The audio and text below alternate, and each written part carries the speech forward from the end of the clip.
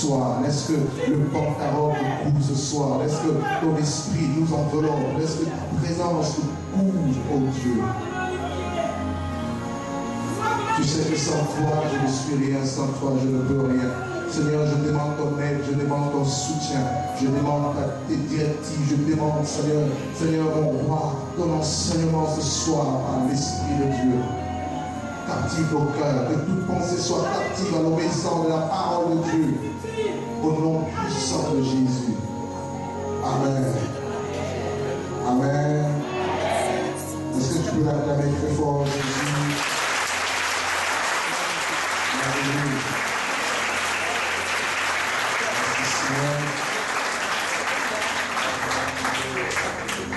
Romains chapitre 1er, le verset 1er au verset 4. Romains chapitre 1er, le verset 1er au verset 4. Paul, serviteur de Jésus-Christ, appelé à être apôtre, mis à part pour annoncer l'évangile de Dieu.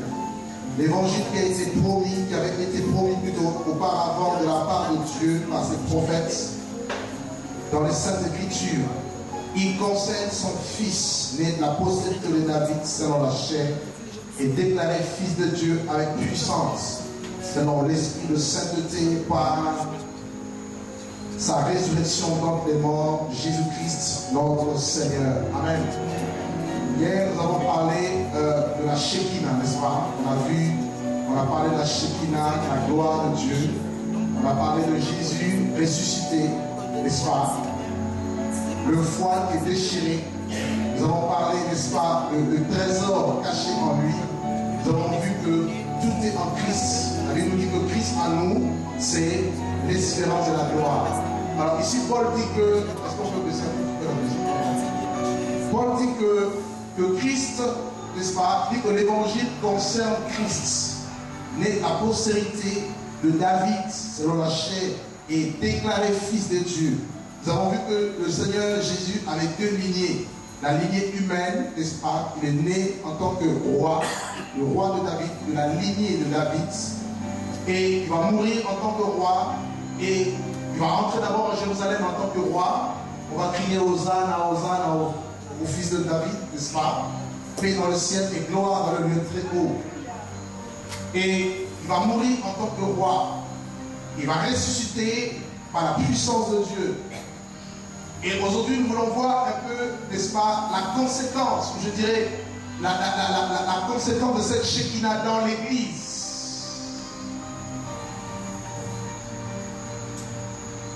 Alors, regardez dans Romains 16.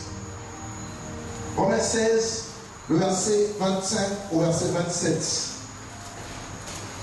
Il est dit quoi? À celui qui peut vous affermir selon mon évangile par la prédication de Jésus-Christ, conformément à la révélation du mystère, n'est-ce pas? Il dit quoi? Conformément à la révélation du mystère caché pendant les siècles, à manifester par les écrits des prophètes d'après l'ordre de Dieu éternel, porté à la connaissance de toutes les nations, afin qu'elles obéissent à la foi. À Dieu, seul sage, soit la gloire au siècle par Jésus-Christ. Amen. Voilà, Paul ici va conclure l'épître aux Romains. On a vu que l'épître aux Romains parlait de la révélation de Jésus, parlait de l'évangile. L'évangile qui concerne Christ. Il parle de la prédication de Jésus, il parle du mystère révélé, n'est-ce pas, qui doit être prêché dans le monde entier. Donc par là, nous voyons que la base de la prédication, c'est Jésus. Le fondement de la prédication, c'est Jésus. Voilà pourquoi il dira dans 2 Corinthiens 4, le verset 5, il dira, nous ne nous prêchons pas nous-mêmes. C'est Jésus-Christ le Seigneur que nous prêchons. Et nous nous disons vos serviteurs à cause de Jésus. Donc si un message n'est pas centré sur Jésus, si un évangile n'est pas basé sur Jésus, que la personne qui véhicule ce message soit anathème. Paul disait, si quelqu'un vous annonce un évangile, c'est qu'attend de ceux que vous avez reçus, qu'ils soient anathème, maudits. Alors regardez avec moi, nous allons ce soir parcourir les 3 premiers chapitres de l'Apocalypse. Nous allons parler de la révélation de Jésus dans l'Église. sont les derniers, d'avoir la pleine connaissance et révélation de la personne de Jésus, pour marcher dans la gloire. Voyez-vous, il nous appelle de gloire en gloire. Et nous ne pouvons pas marcher dans cette gloire si nous ne le connaissons pas. Voyez? La vie éternelle, c'est qu'ils te connaissent, toi, le seul vrai Dieu, et ton Fils Jésus que tu as envoyé. Voilà la vie éternelle, voilà la gloire de Dieu. Apocalypse chapitre 1er. À partir du verset 1er. Là, Jésus est ressuscité des morts. Il est monté vers son Père, présenté son sang. Il a traversé le tabernacle le plus grand et le plus parfait, n'est-ce pas? Il va présenter son sang devant son Père. Et le Père va agréer ce sang. Il va redescendre, il va apparaître à ses disciples.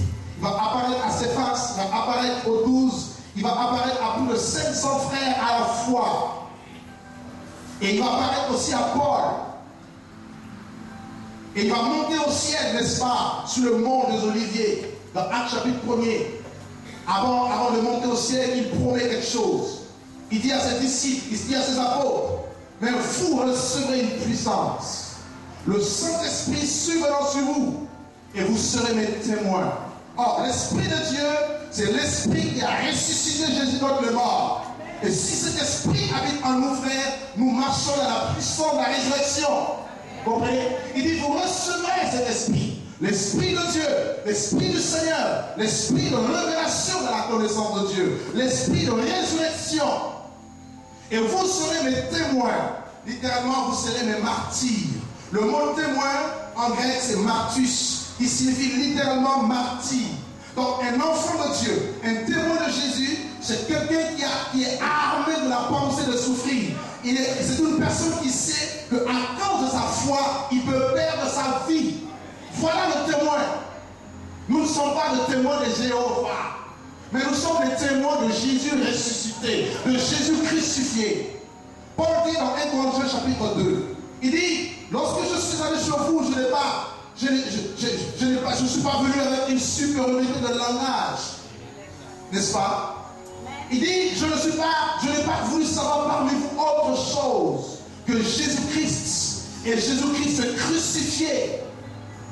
Il dit, quand je n'étais parmi vous, j'étais dans un état de crainte et de tremblement.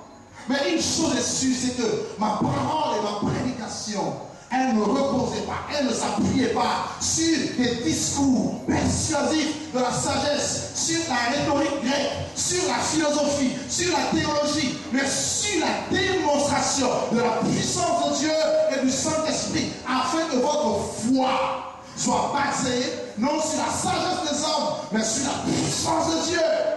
Or, la prédication de la croix, elle est une folie pour ceux qui périssent. Mais pour nous qui sommes sauvés, elle est la puissance de Dieu. Satan n'aime pas la croix. Parce qu'il se rappelle, à chaque fois que les chrétiens se souviennent de la croix, il sait qu'à la croix, il a été dépouillé. La Bible dit qu'il a dépouillé les dominations, les autorités, il a livré publiquement un spectacle en triomphant d'elle par la croix. Nous avons une victoire. Par la croix, nous marchons dans la victoire. Tu peux marcher sur le serpent, tu peux marcher sur le scorpion, tu peux marcher sur toute la puissance de l'ennemi. Et rien ne peut te nuire. Et il monte au ciel. 10 jours après, il envoie l'Esprit. Le jour de la Pentecôte. Ils étaient tous ensemble assis dans le même lieu. Et voilà que l'Esprit, tout à coup, vent du ciel, un bruit comme celui d'un vent impétueux et qui remplit toute la maison où ils étaient assis. Voyez-vous, avant que l'Esprit ne vienne, ils étaient assis. Mon ami, quand l'Esprit est venu, tu ne peux plus t'asseoir. Parce que le feu de Dieu va tellement bouillonner en toi. Jérémie dit, quand je dis que je ne ferai plus mention de lui, il y a dans mes os comme un feu. Il dévore. Il ne pouvait plus ne pas parler des choses qu'ils ont vues et entendues. Parce que si tu n'as pas l'Esprit, tu auras peur. Tu auras peur de dire la vérité. Mais si l'Esprit de Dieu est sur toi, tu vas déclarer la vérité. Alléluia. Jean-Baptiste pouvait dire par l'Esprit à Hérode, il ne t'est pas permis de prendre la part de ton frère. Jésus pouvait dire à Hérode, allez dire à ce renard, je fais le miracle aujourd'hui, demain, le 3e jour, j'aurai fini. Et voilà que les témoins ont commencé à exercer leur ministère. L'Esprit est descendu, la promesse de Joël 2,28 s'est réalisée partiellement. Après cela, dit Dieu, je répandrai de mon esprit sur toute chair. Vos fils et vos filles prophétiseront. Vos vieillards auront de songes et vos jeunes gens de visions. Voilà que l'Église va être avec plus de 120 langues. Tous les Juifs du monde entier et les prosélytes étaient réunis à Jérusalem pendant la fête de Pentecôte. Et voilà que là, c'était le rendez-vous divin. Le rendez-vous avec le Saint-Esprit, mon ami. Le rendez-vous avec l'Esprit glorieux. On ne met pas le vin nouveau dans les vieilles outres. Il fallait changer la mentalité. Il fallait, n'est-ce pas, sortir du judaïsme antique pour rentrer dans le régime de l'Esprit de Dieu.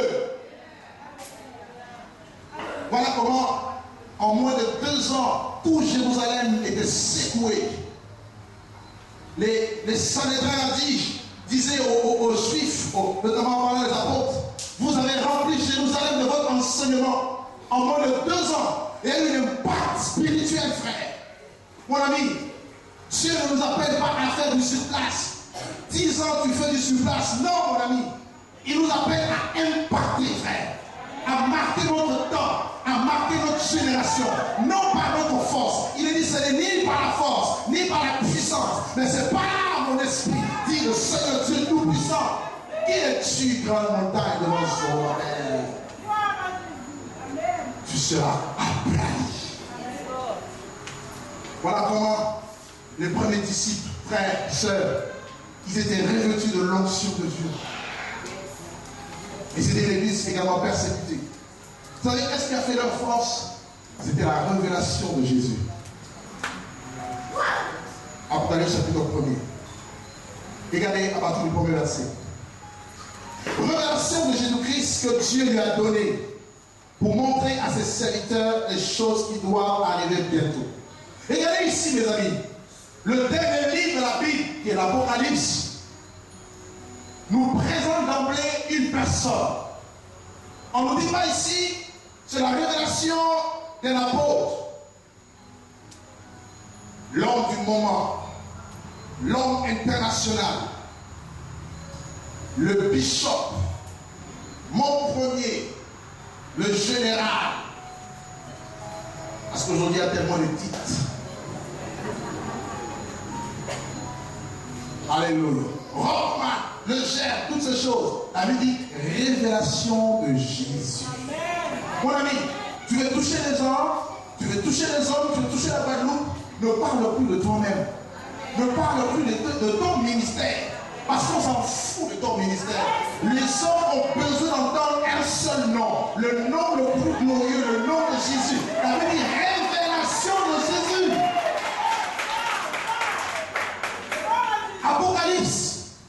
Apocalypse 6 en grec. Action de dévoiler. Le voile a été déchiré à la croix, on l'a vu hier. Et depuis la déchirure du voile, nous avons accès à la révélation. Dans l'arche, il y avait plusieurs choses. Dans l'arche, il y avait le vase, n'est-ce pas? Le vase d'or qui contenait la manne. Or, le vase d'or était une image de Christ, également une image de chrétien.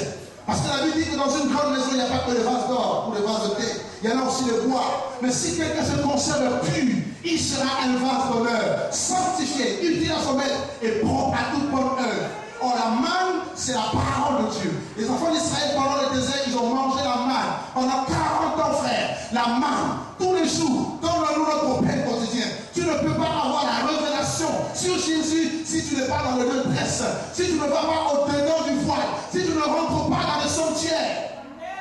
Et deuxième chose qu'on retrouvait dans l'arche, on retrouvait, n'est-ce pas, la verge d'Aaron qui avait fleuri, l'image de l'autorité, de pouvoir, de la royauté. Or, tu ne peux pas exercer le pouvoir royal si tu n'es pas dans la gloire. Un chrétien qui marche dans la gloire, il influence même autour de lui. Même si tu n'es pas conscient, il y a un mouvement spirituel autour de toi. Les démons ne peuvent pas résister dans ta présence. Il y a une sphère, une protection divine. Parce que l'autorité du royaume, partout, la Bible dit quoi? Tout lieu que foulera la plante de pied, ce lieu se sera donné. Et la troisième chose qu'on retrouve, on voit des tables également l'image du cœur de Dieu. Le cœur de Dieu ne peut pas être révélé tant que tu seras dans le paradis ou dans le lieu saint. Voilà pourquoi on nous a dit que nous n'avons pas le moyen du sang de l'agneau, une libre entrée dans le sanctuaire. Tu peux entrer dans la plénitude de la foi. Tu peux t'approcher de lui. Il a dit approchez-vous du trône de la grâce avec assurance pour trouver grâce et être secouru dans vos besoins. L'église puissante, l'église glorieuse, c'est cette église qui demeure. Là, il y a la Shekinah. Oh my God. Est-ce qu'il y a quelqu'un qui veut demeurer dans sa présence ce soir? Révélation de Jésus.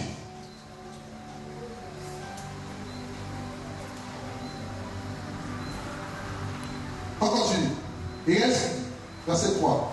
Verset 3, il dit heureux celui qui lit et ceux qui entendent les paroles de la prophétie et qui gardent les choses qui sont écrites, car le temps est proche.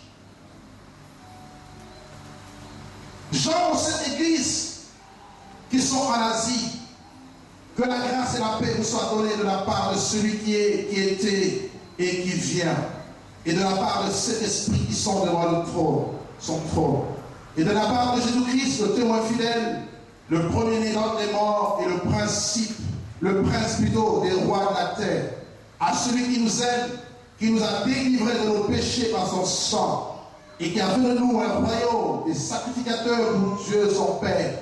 À lui soit la gloire, la puissance, au siècle des siècles. Amen.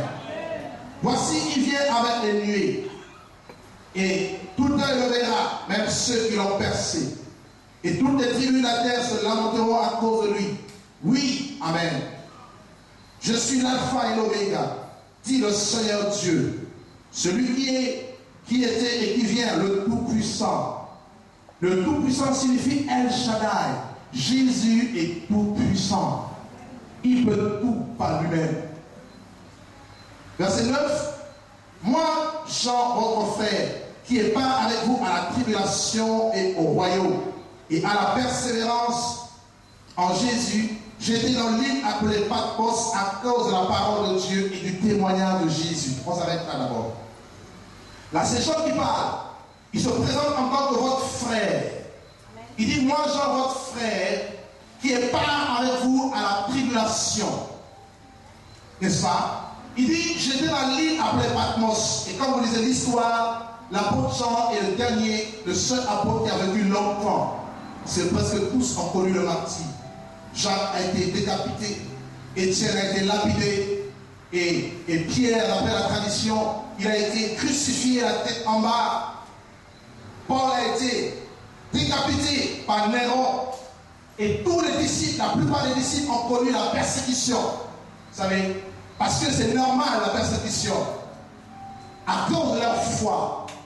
Et lui, il a eu la grâce de d'échapper à la persécution, et il s'est rendu, n'est-ce pas, à l'île de Patmos. Et là, il travaillait dans le mine, dans les carrières. Et c'est là que Jésus va lui apparaître. Comprenez que Jean avait vécu avec Jésus. Le voilà. Il le connaissait. Il avait même l'habitude de poser sa tête sur sa poitrine. Mais voilà que là, lorsque le ressuscité va lui apparaître, il ne va pas le reconnaître. Parce que lorsque la gloire de Dieu te révèle, mon ami, tu ne peux plus rester la même personne.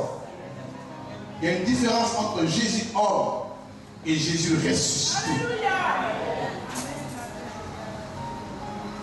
La plupart des religions et des dénominations se sont arrêtées à un Jésus faible, à un Jésus qui est encore bébé, qui doit être fêté tous les 25 novembre, et le 25 décembre. Une fête d'origine païenne, babylonienne, mise en place par Constantin. D'autres encore vénèrent un Jésus qui prie encore, qui est encore sur le poteau de la croix en criant, mon Père, pourquoi m'as-tu abandonné? Mais ce Jésus-là ne peut rien faire pour toi, mon ami. Mais le Jésus dont je te parle, c'est celui qui a connu la mort. Et il est resté 3 jours dans le sein de la terre. Et le 3e jour, la terre l'a fourmi. Vous savez, il y a eu un tremblement de terre. La terre ne pouvait même pas compter. Il dit, mais qui est cet homme qui est dans mon sein? C'est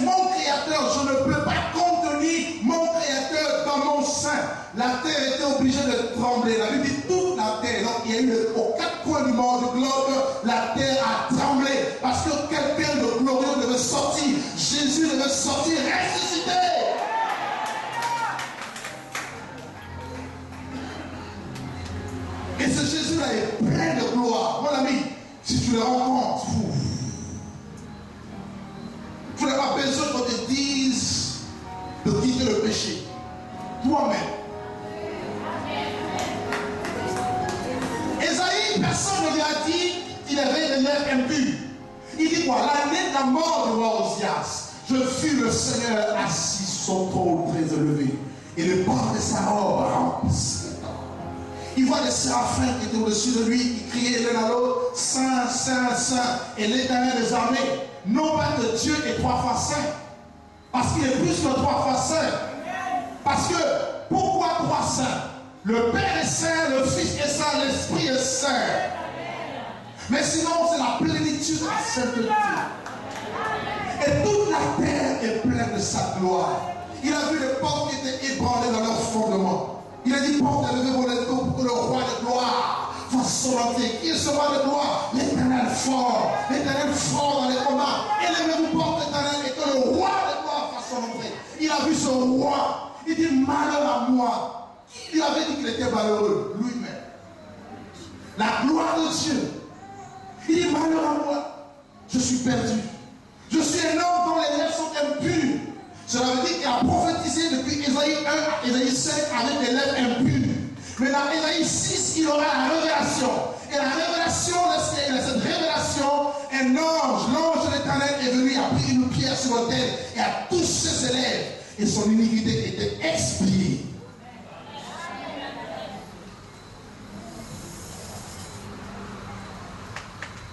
Alléluia. Et Jean l'a vu. Dans le livre de Patmos, il voit cette tête pleine de gloire.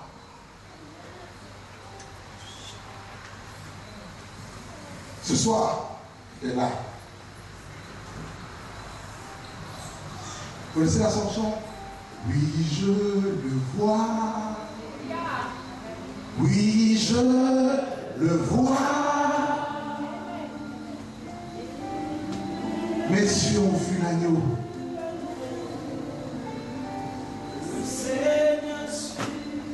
Il veut me donner une vision de son roi, de son trône, assis sur son trône, là, pendant que je vous parle.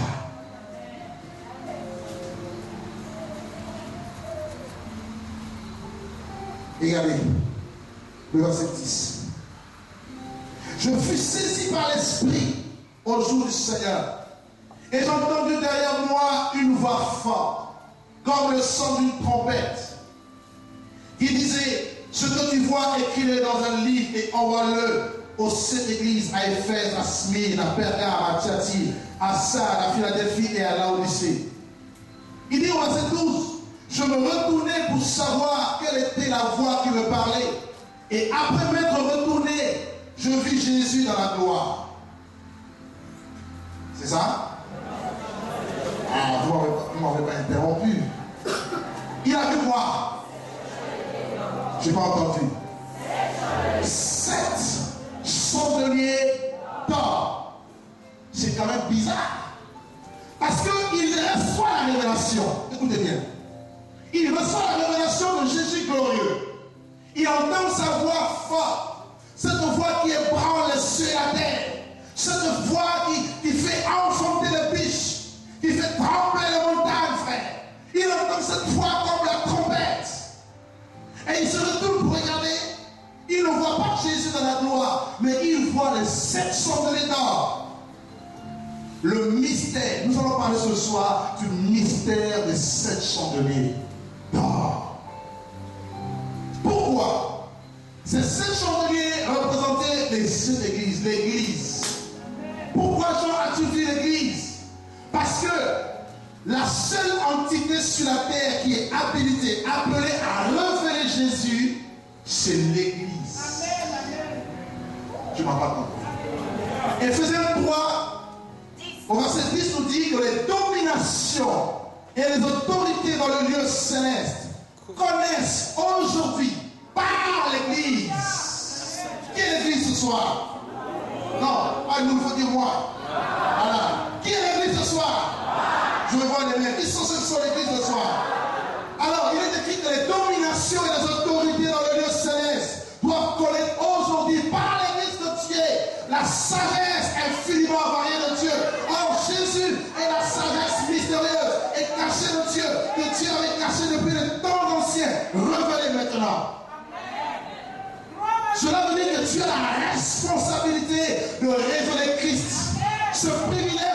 été donné à Michael. Ce privilège n'a pas été donné à Gabriel. Ce privilège n'a pas été donné aux démons. Mais ce privilège a été donné à l'Église. Seule l'Église peut révéler le Dieu de gloire. Seule l'Église peut révéler Jésus ressuscité. C'est terrible. Il se retourne. Il voit 7 chandeliers. Alors, regardons ce passage. Allons dans Exode 25. Exode chapitre 25. Moïse avait parlé du chandelier. N'est-ce pas? Exode chapitre 25, le verset 31 au verset 37. Il a dit ceci. Tu feras un chandelier d'or pur. Et ce chandelier sera fait d'or battu. Son pied, sa tige, ses calices, ses porcs et ses fleurs seront d'une même pièce. 6 branches sortiront de ses côtés. 3 branches du chandelier de l'un des côtés et 3 branches du chandelier de l'autre côté. Il y aura sur une branche 3 calices en forme d'amande avec des porcs et fleurs. Et sur une autre branche 3 calices en forme d'amande avec porcs et fleurs. Et il en sera de même pour les 6 branches sortant du chandelier. À la tige du chandelier, il y aura 4 calices, n'est-ce pas, en forme d'amande, avec leurs pommes et leurs fleurs. Et il y aura une pomme sous les 2 branches sortant du tige du chandelier, une pomme sous 2 autres branches et une pomme sous 2 autres branches. Et il en sera de même pour les 6 branches sortant du chandelier. Verset 36, les pommes et les branches du chandelier seront d'une même pièce. Il sera tout entier d'or battu, d'or pur, en or pur. L'or, c'est l'image de la divinité, la royauté, n'est-ce pas? La royauté. Et le verset 37 nous dit, tu feras 7 lampes qui seront placées dessus de manière à éclairer en face. Suivez. Moïse qui était un type de Christ. Moïse qui va recevoir la révélation concernant le tabernacle. Le tabernacle. Et là, il voit le chandelier. Moïse a vu un seul chandelier. Il a vu l'Église sous forme de symbole, de symbolique. Pourquoi? Parce que l'Église était aussi un mystère. Si Jésus n'était pas révélé, l'Église ne serait pas non plus révélée. Amen. En ce temps-là, en cette époque, sous la dispensation de la loi, l'Église était un mystère. Voilà pourquoi il voit le chandelier. Les commentateurs bibliques disent que le chandelier était une image du Saint-Esprit ou de Jésus. C'est faux. Pourquoi? Parce que le chandelier en lui-même n'est pas source de lumière. Mais le chandelier porte la lumière. Quelqu'un m'entend ce soir? Le chandelier avait 7 branches. Et dessus on mettait 7 lampes. Et la lampe est l'image de Christ, de la parole de Dieu. Et on voit 7 lampes. Notez bien 7 lampes. On va en parler tout à l'heure. Le chandelier avait 7 lampes. Moïse voit l'Église, mais l'Église dans la lumière, l'Église dans la gloire. Et cette gloire qui devait éclairer le tabernacle. Voilà pourquoi l'Église est appelée la lumière du monde, pour éclairer le monde. Mais tu ne peux pas éclairer si tu n'as pas la lampe avec toi. Les 10 vierges, parmi les vierges, il y avait 5 qui avaient les lampes mais sans huile. Et leurs lampes se sont éteintes et ne peuvent plus éclairer. Vous comprenez? Donc le chandelier était un type de l'Église. Moïse en a vu la symbolique, mais Jean, puisque le voile était déchiré, Jean voit la pleine révélation. Apocalypse.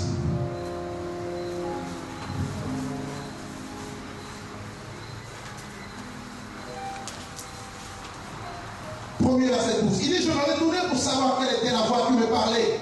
Après me retourner, je vis 7 chandeliers d'or. Jean ici voit 7 chandeliers. L'image de 7 églises. Or, 7, c'est le chiffre de la perfection, le chiffre de l'absolu. Il voit l'église dans son ensemble, l'église de tout le temps, depuis Acte 2 jusqu'à nos jours. Il voit ces 7 églises qui portaient, n'est-ce pas, les lampes. Regardez la suite. Et au milieu de ce chandelier, il dit, quelqu'un qui qui ressemblait à un fils d'homme, vêtu d'une longue robe, ayant une ceinture d'or sur sa poitrine. Donc, au milieu de cette chandelier, il y avait quelqu'un. Hier, nous avons parlé du tabernacle. Quand Dieu a demandé à Moïse de construire le tabernacle, il va dire quoi? Construis-moi un tabernacle, fais-moi un sanctuaire. J'habiterai au milieu d'eux. Et là, on voit le Seigneur marcher au milieu. Pas en dehors, pas à côté, mais au milieu. Il marche au milieu. Et il nous décrit ce texte glorieux. Un homme qui ressemblait à un fils d'homme. Il ne pouvait même pas le décrire. Est-ce que c'est un homme? Est-ce que c'est... Comment il est? N'est-ce pas? Regardez la description des gens ici. Là, il décrit les ressuscités. Il dit, il avait une longue robe. La robe, l'image de la justice de Dieu. C'est une longue robe qui remplit le pan. Le pan, c'est une robe qui remplit le temple. Il avait une ceinture d'or sur sa poitrine. La ceinture, l'image de la vérité. La poitrine, le cœur. Son cœur est rempli de vérité, frère. Et il dit, sa tête et ses cheveux étaient blancs comme de la laine blanche, comme de la neige. On nous parle de ses cheveux. Dans le proverbe, les cheveux blancs sont l'image du couronnement, l'image de la sagesse. Il a été couronné après avoir passé par la mort. Être passé par la mort, il est ressuscité. Dieu l'a couronné de gloire. Qui est l'homme pour que tu te souviennes de lui? Et le fils de l'homme pour que tu prennes garde à lui. Il a été descendu, n'est-ce pas, d'un peu inférieur aux anges. Mais Dieu l'a couronné de gloire. C'est Jésus de Nazareth, le Messie. Vous voyez, il dit, ses cieux étaient comme une flamme de feu. Mes amis, regardez les cieux, regardez mes yeux. Maintenant, voyez dans mes yeux les flammes de feu.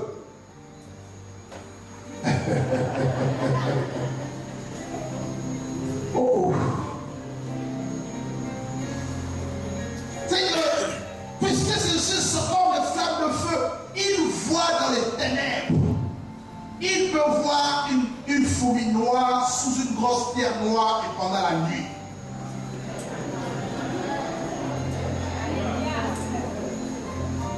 Voilà pourquoi David disait, où irais-je toi de la face de l'Éternel? Si je monte, tu es là. Je descends, tu es là. Jonas, il est plongé dans l'eau. Il pensait qu'il allait fuir. On lui envoie le poisson. Alléluia. C'est cieux. On va en parler tout à l'heure.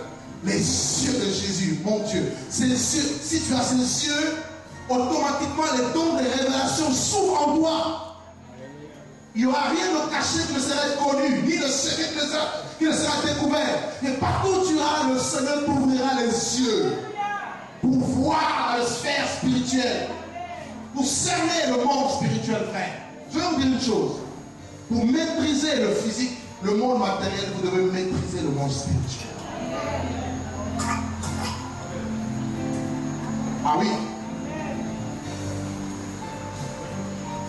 Et on continue, il dit, verset 15, ses pieds étaient semblables à de l'airain ardent. Regardez ses pieds, comme de l'airain ardent. Partout il fout le pied, mon ami, ça casse, ça détruit, ça brise tout. C'est terrible, Jésus. Hein? Il est terrible, terrible, terrible cet homme de Galilée. Regardez, il dit, comme s'il avait été embrasé dans une fournaise et sa voix était comme le bruit de grandes eaux. Il avait dans sa main droite 7 étoiles et de sa bouche sortait une épée aiguë à 2 tranchants. N'est-ce pas? De sa bouche sort une épée. Qui accusera les ennemis de Dieu? C'est Dieu qui justifie. Voilà. Laisse tes ennemis te combattre. Laisse-les t'agresser. Laisse-les te maudire. Mais la malédiction sans cause n'aura point d'effet. Mais il y a un temps où le Dieu de gloire va se lever pour toi, mes amis. Il y a un temps pour tout. Job était cassé, calomnié, critiqué par ses amis. Mais il va dire, je sais que mon rédempteur est vivant et qu'il se lèvera le dernier sur la terre. Quand il se lève pour te défendre, mon ami,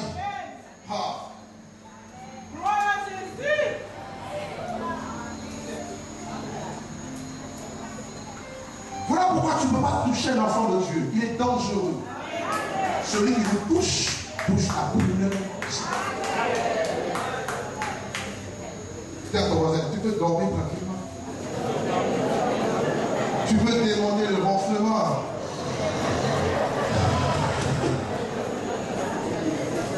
Alléluia. Toi, tu es là chez toi, tu ne peux pas dormir, tu as peur. Non, je sens des esprits qui marchent chez toi. Ah bon? Ça t'a marché à la maison?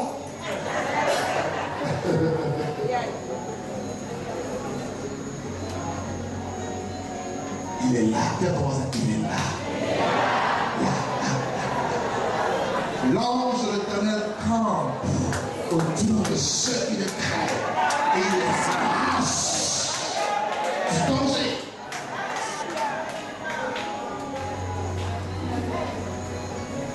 Vous voyez? C'est merveilleux, hein? Et la Bible dit son visage était comme le soleil lorsqu'il brille dans sa force. Est-ce que tu peux regarder le soleil après-midi comme ça, le fixer pendant 2 minutes? Non, je ne pense pas.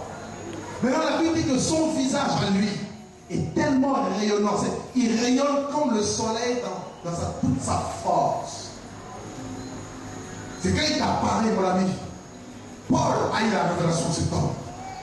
Sur le chemin de Damas, cette lumière éblouissante va lui apparaître. Et sa vie a changé.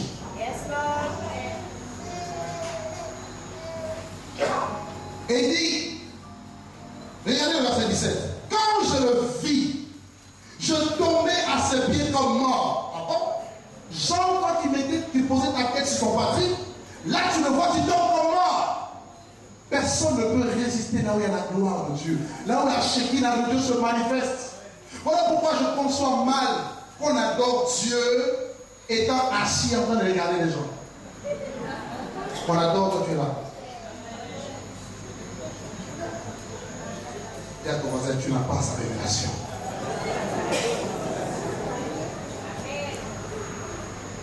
Et je vous dis la vérité. Jean l'a vu, il est tombé, il est mort. Il tremblait. Ça tremblait de partout. Et le Seigneur lui dira ne crains pas, regardez. Il dit, il posa sa main sur moi en disant ne crains point, parce qu'il avait la crainte. Je suis le premier, le dernier, le vivant. J'étais mort et je suis vivant au siècle des siècles. Et je tiens les clés de la mort et du séjour de mort. Écris donc ce que tu as vu, ce qui doit arriver ensuite. Le mystère de cette étoile que tu as vu dans ma main droite et les 7 chandeliers d'or. Les 7 étoiles sont les 7 anges de l'église et les 7 chandeliers sont les 7 églises. Là, Jean nous fait comprendre que les 7 chandeliers étaient aussi des mystères. Donc l'église était un mystère. Éphésiens 2, Éphésiens 3 en parle. On parle de mystère de l'église. Alors, nous allons voir la révélation de Jésus dans chacune des églises. Vous allez comprendre, frère, que Jésus est la sagesse infiniment variée de Dieu. Il se révèle différemment par rapport à chaque situation. Et voilà pourquoi il ne faut pas s'attacher à une révélation. Hier, il s'est révélé d'une manière, aujourd'hui, il va se révéler d'une autre manière, demain, ça sera d'une autre manière. On ne peut pas le cerner, on ne peut pas le contrôler. Mais il est important que nous puissions saisir, comprendre la révélation, sa révélation. Alors, regardez dans Apocalypse 2, nous parlons de la première église, l'église d'Éphèse. Lisons ensemble le verset 1er au verset 6. On peut lire, écrit à l'ange de l'église d'Éphèse. Voici ce que dit celui qui tient les 7 étoiles dans sa main droite, celui qui marche au milieu de 7 chandeliers d'or.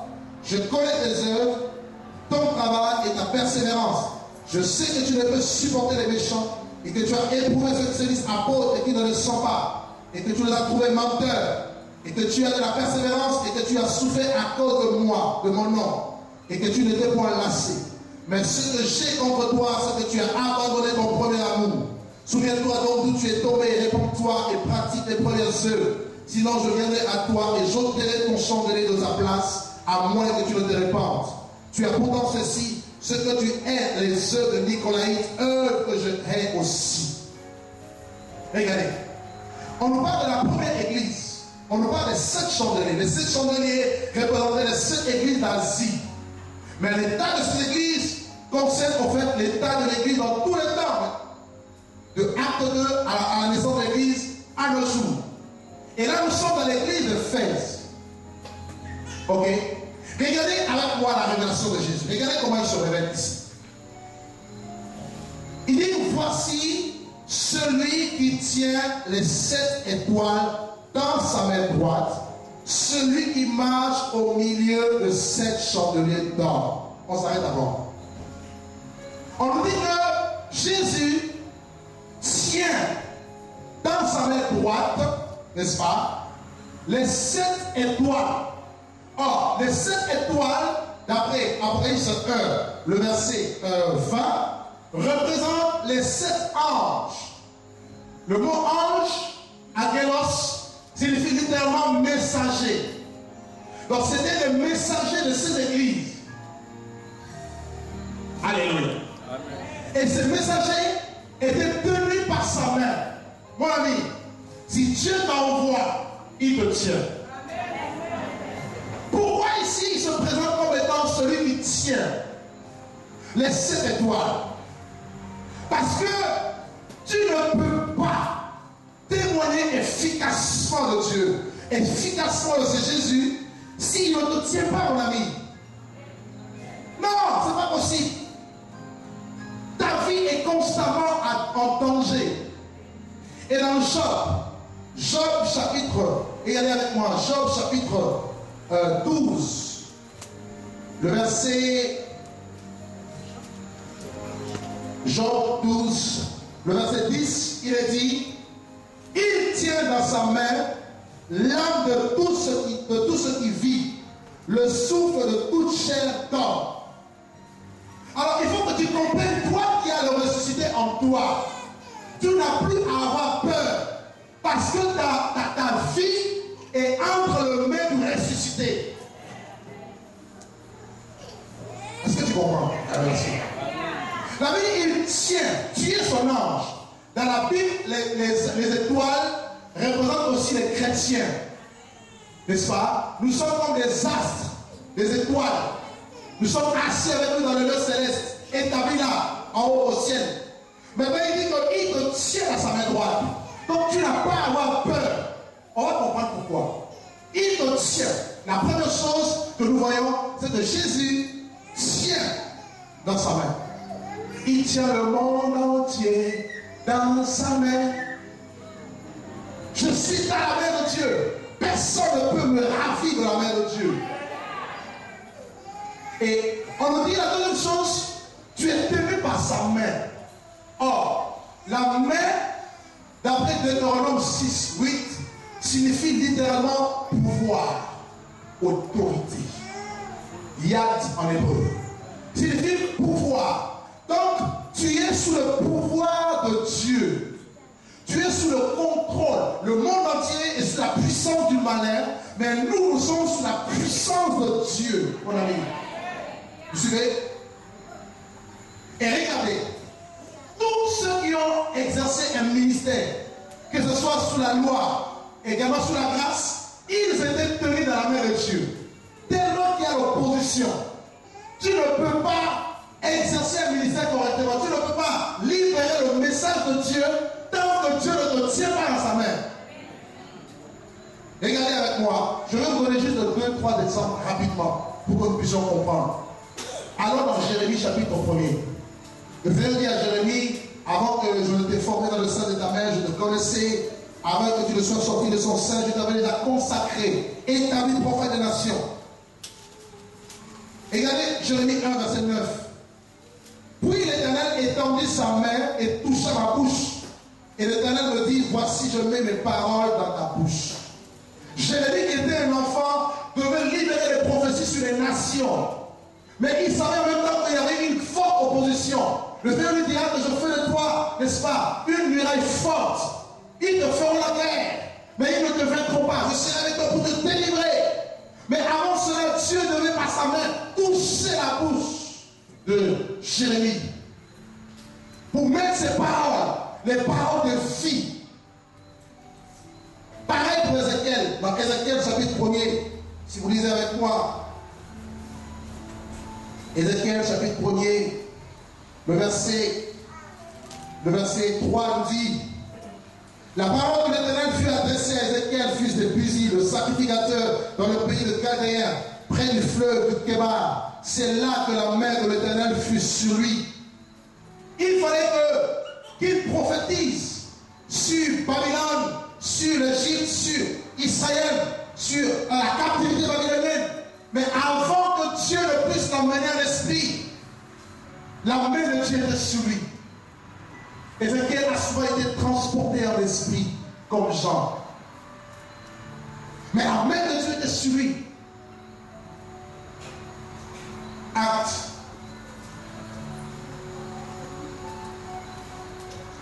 chapitre 17. Acte 19 plutôt. Acte 19. Le verset 11. Là nous sommes, Acte 19 nous parle de la naissance de l'église d'Éphèse. Paul, lors de son 3e voyage, va arriver à Éphèse en Europe et il va bâtir cette église. Pendant 2 ans, il va enseigner à l'école de Tyrannus. Il va avoir un puissant réveil. Toute l'Asie mineure sera affectée par son message. Et le verset 11 nous dit: Dieu faisait des miracles extraordinaires par les mains de Paul. Si la main de Dieu te touche, automatiquement ta main devient la main de Dieu. Ça, c'est quelqu'un qui ce soir. Quand la main de Dieu te touche, tout ce que tu touches, c'est Dieu qui touche. Voilà pourquoi la Bible dit que Dieu faisait des miracles. Mes amis, j'imagine un peu, je me dis: Seigneur, s'il te plaît, avant que je ne meure, je dois vivre ces choses là. Non. Paul était un homme de la même nature que nous. Mais Dieu faisait par ses mains, de manière naturelle, sans forcer. Dieu ne force pas. Quand on force, il n'y a pas de Dieu. Dieu, c'est dans la souplesse, dans la fluidité, dans la simplicité. Par les mains de Paul, il se faisait beaucoup de miracles et de prodiges. Au point où on amenait des mouchoirs. Des mouchoirs. Il y a un mouchoir ici. Des mouchoirs. Je dis de mouchoirs. Donnez-moi un mouchoir, s'il vous plaît. Donnez-moi un mouchoir. Quelqu'un n'a pas de mouchoir, oh my God. Mouchoir.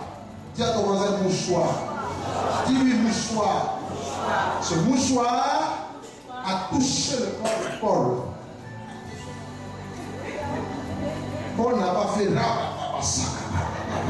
Il avait l'onction. Dis à ton voisin, la gloire ça coule. Christ en nous, c'est l'espérance. Ça coule. Alors puisque ça coule, on touche Paul. Y a-t-il quelqu'un qui est malade ici? Quelqu'un qui est malade ce soir? Viens. Le mouchoir de Paul, mets ta main comme ça, a touché la sœur. Tu peux t'asseoir. C'est bon, Dieu guérit. Je le crois. Alléluia. La Bible dit que les maladies quittaient. Les démons au contact du mouchoir. Ce n'est pas que le mouchoir est puissant, mais l'onction qui était en Paul était tellement puissante qu'il affectait même tout ce qui le touchait.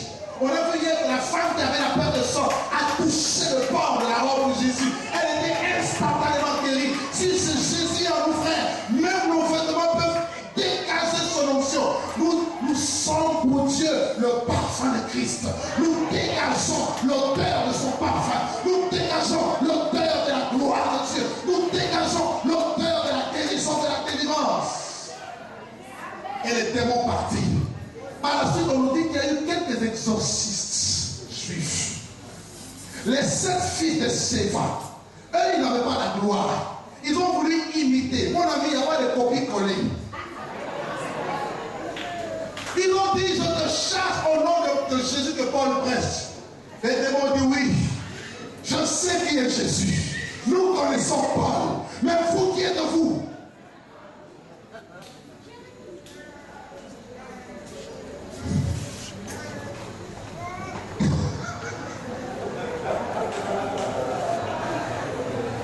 Oh!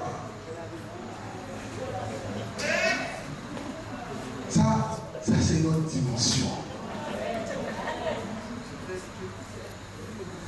Il y avait tel réveil que les sorciers eux-mêmes, les kembaseurs, les gardiens des affaires ici, les gardiens, c'est ça? Gardiens des affaires. Allez, gardiens des affaires, voilà. Eux-mêmes, ils venaient avec leur machin et puis ils déposaient, ils disaient, nous confessons que Jésus est le Seigneur. Alléluia. Et c'est ça le réveil.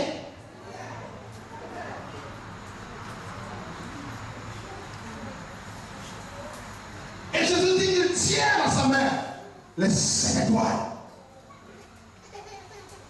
La main droite, l'autorité, la droite de Dieu, c'est l'autorité, c'est le pouvoir suprême de Dieu. Et la Bible dit qu'il marche au milieu des 7 chandeliers d'or.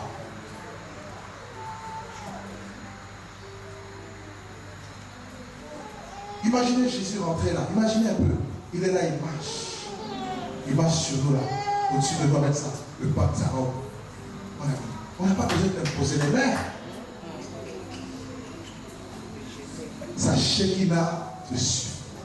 Voilà pourquoi sur la montagne, Père a dit quoi? Dressons ici 3 tentes.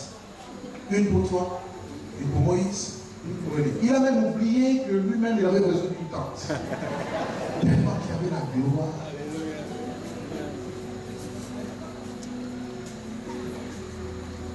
Je vous assure, vous savez, je ne demande pas l'argent. Ça m'intéresse pas.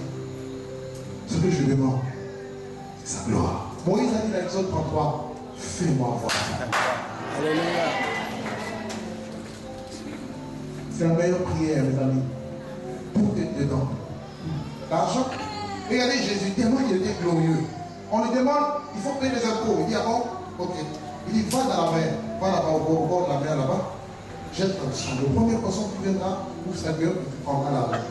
Pierre qui avait 40 ans d'expérience dans la pêche, dit, j'ai 40 ans d'expérience. Lui, c'est un petit que je veux naître. Il m'envoie. Il dit, je vais quand même. L'obéissance vaut mieux que le sacrifice. Alléluia. Il est parti. Il jette l'accent. Il prend le poisson. C'est pas possible.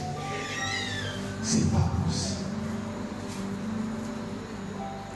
Où avez-vous vu le poisson vous donner de l'argent pour payer vos factures? Mais les chrétiens là, il pleut. Seigneur, je dois payer les impôts. Mais non, vous inquiétez. Est-ce que je parle à quelqu'un ce soir? Je parle à quelqu'un. La nourriture, le vêtement, ce sont les païens qui les cherchent. Votre Père sait que vous en avez besoin. Cherchez premièrement le royaume de Dieu et sa justice. Et tout le reste sera donné par-dessus tout.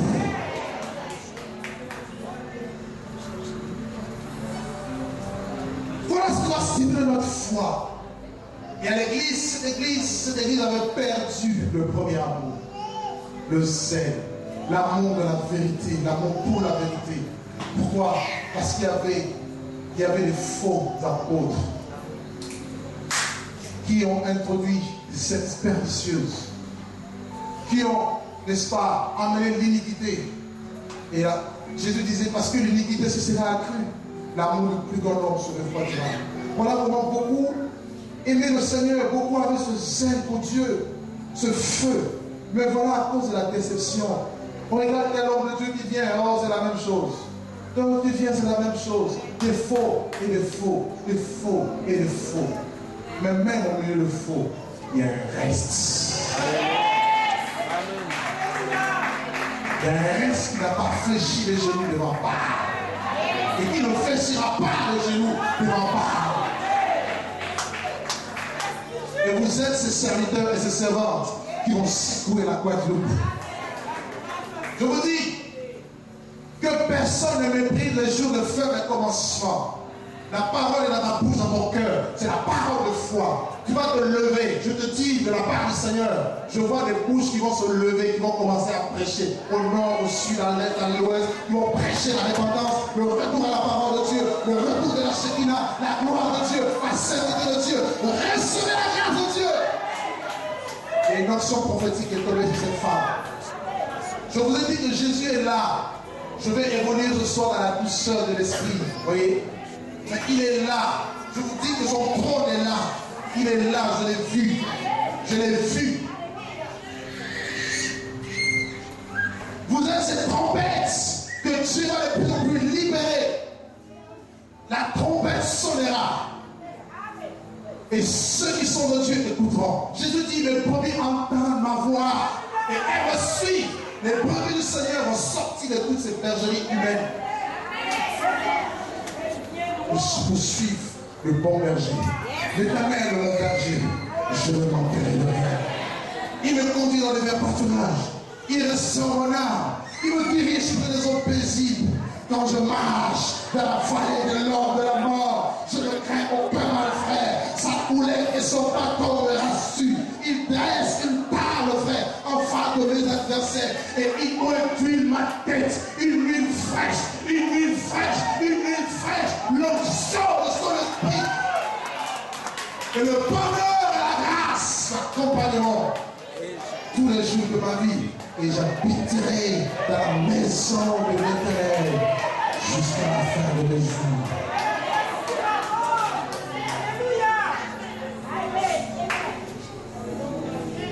Le bon berger a donné sa vie pour ce brebis. Deuxième église.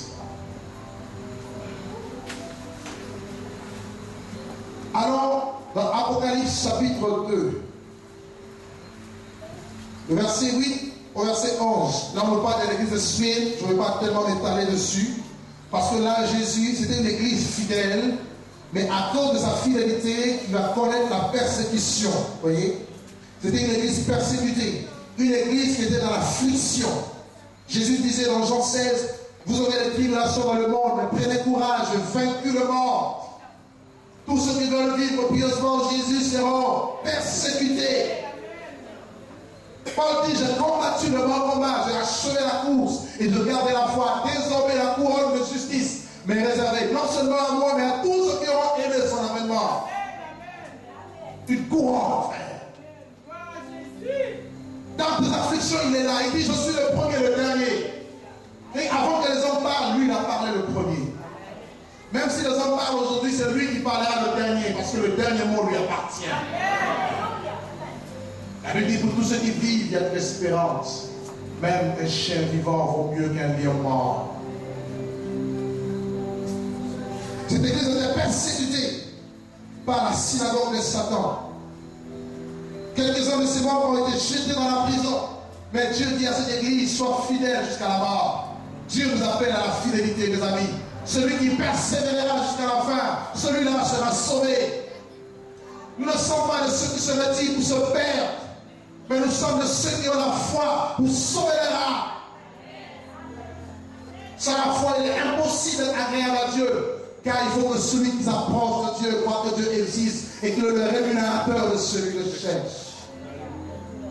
Nous arrivons à la troisième église, l'église, n'est-ce pas, de Pergame. Apocalypse 2, à partir du verset 12 jusqu'au verset 15. Il est dit, écrit à l'ange de l'église de Pergame, voici celui qui a l'épée aiguë à deux tranchants.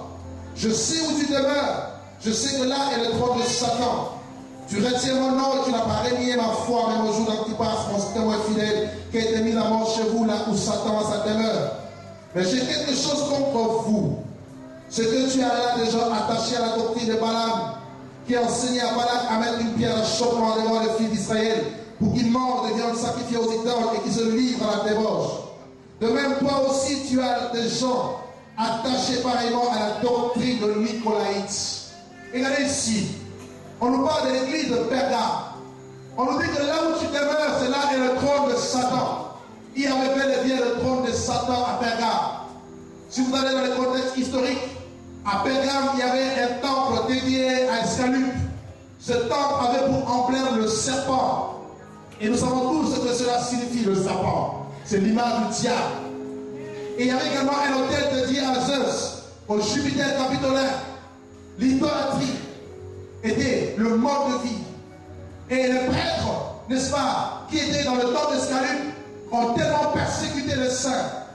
On nous parle ici d'un homme du nom de Antipas, qui était, n'est-ce pas, un évêque de cette église de Pergame, qui va mourir à cause de sa foi sous l'empereur Domitien. Il va perdre sa vie pour la cause de l'évangile. Parce qu'il y avait le trône de Satan là. Et on nous dit que dans cette église, il y avait des hommes qui étaient attachés à la doctrine de Balaam. Ils n'étaient pas attachés à Jésus. Mon ami, les temps sont difficiles. Tu dois savoir à qui tu dois t'attacher. Paul dit dans 1 Timothée 4, l'Esprit dit expressement que dans les derniers jours, quelques-uns abandonneront la foi, l'évangile pur, pour s'attacher à des doctrines des démons et à des esprits séducteurs, par l'hypocrisie de faux docteurs et en leur propre conscience, la marque de la flétrissure. Et parmi les doctrines des démons, frères, vous avez la doctrine de Balaam. Balaam signifie celui qui dévore. Voilà comment vous avez été dévorés dans vos églises. Voilà comment vous avez été dépouillés. Au lieu d'être enrichis, vous avez été dépouillés. On a fermé vos bouches, on a muselé vos bouches, mais vos mains étaient libres pour rentrer dans la poche et libérer la main. Mais le temps est arrivé où ça sera le contraire. C'est maintenant vos bouches qui vont s'ouvrir, c'est vos langues qui vont se délier pour dénoncer ce sort au nom de Jésus.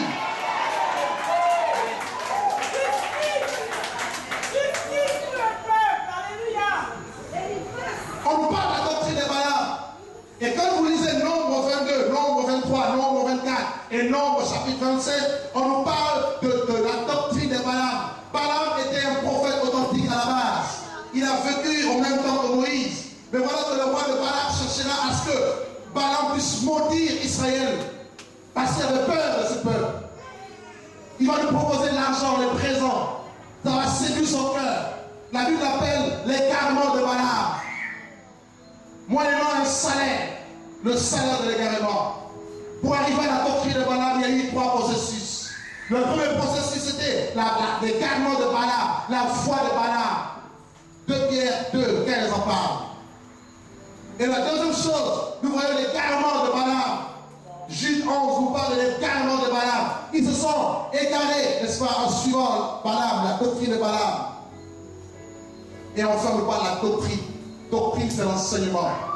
Quand on rentre dans la doctrine, on commence à tordre l'évangile à notre avantage. Paul dit, nous ne falsifions pas l'évangile. Nous ne falsifions pas la parole de Dieu. La parole de Dieu est pure. Et la doctrine de Balaam, c'est lorsque on va utiliser son ministère, son don spirituel pour s'enrichir. Mes amis, tout ce que Dieu nous donne, c'est gratuit. C'est la grâce. Et Jésus dit, vous avez reçu gratuitement, vous devez donner gratuitement. La grâce de Dieu ne se monnaie pas avec de l'argent. Pierre pouvait dire à cet homme-là, boiteux, il dit, je n'ai ni or ni argent, mais ce que j'ai, je te le donne. Au nom de Jésus, lève-toi et marche. L'argent ne peut pas faire marcher l'église paralytique aujourd'hui. L'or ne peut pas faire marcher l'église paralytique aujourd'hui. Mais seul le nom de Jésus, ressuscité, glorifié, peut lever cette église paralytique.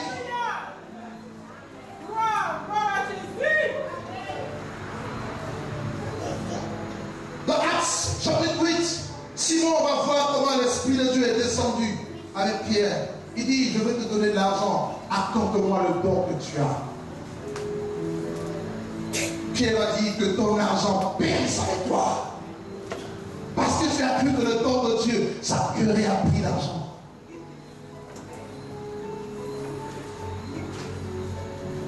Mon ami, vous tous qui avez la grâce de Dieu, je vous en prie, préservez votre grâce par une vie de pureté, une vie de sainteté.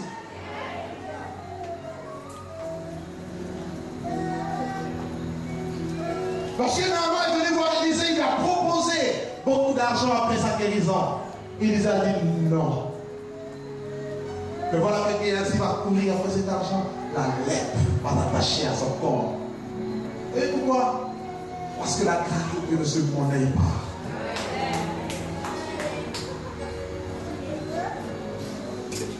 La doctrine de Balaam. Il y a quelques-uns qui se sont attachés à cette doctrine. Tu veux la guérison, il faut payer. Une enveloppe. On ne vient pas voir l'homme de Dieu le même vite. Alors que celui qui parle, il oublie que tout chrétien est homme de Dieu, femme de Dieu. Donc s'il ne vient pas te voir les mêmes vite, lui aussi ne doit pas venir te voir les mêmes vite. Dis à ton voisin, le match est égal. Dis-lui, le match est égal.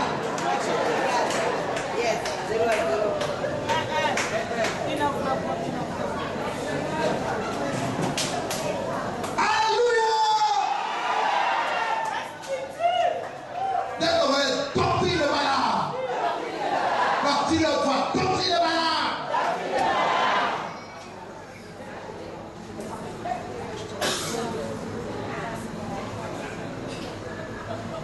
Mes amis, à cause de cette doctrine, vous savez comment Jésus se révélait dans cette église? Il se révélait comme étant celui qui a l'épée aiguë. Alors, je vais vous montrer quelque chose. Vous allez voir que Balaam a connu le jugement de Dieu. Comment? Par l'épée. Nombre chapitre 31.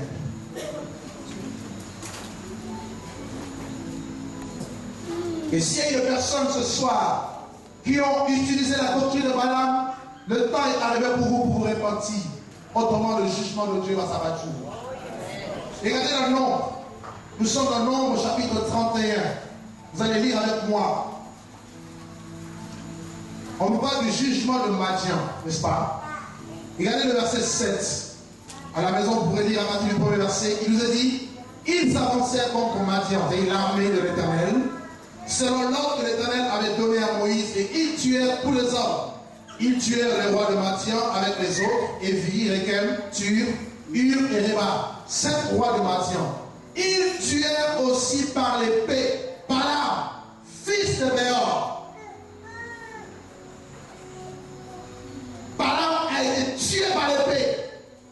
Or, dans la Bible, frère, l'épée représente le jugement par la parole de Dieu. Éphésiens 6, 17 nous dit que la parole de Dieu, c'est l'épée de l'esprit. Et Hébreux 4 nous dit quoi? La parole de Dieu est vivante et puissante, plus tranchante qu'une épée quelconque à double tranchant, pénétrante jusqu'à partager âme et esprit, jointure et moelle. Elle juge. Mes amis, Jésus qui est la parole est aussi juge. Elle juge l'épée, les sentiments de cœur, les sentiments et les pensées du cœur. Et la Bible ajoute, nulle créature ne cachée devant lui. Penses-tu échapper au jugement de Dieu? Non, mon ami. Nous allons tous rendre compte, chacun de nous, devant le Dieu. Celui qui est prêt à juger les morts et les vivants. La Bible dit dans Hébreux, c'est une chose terrible que de tomber entre les mains de Dieu vivant. Qui te délivrera, mon ami? Qui sera ton avocat?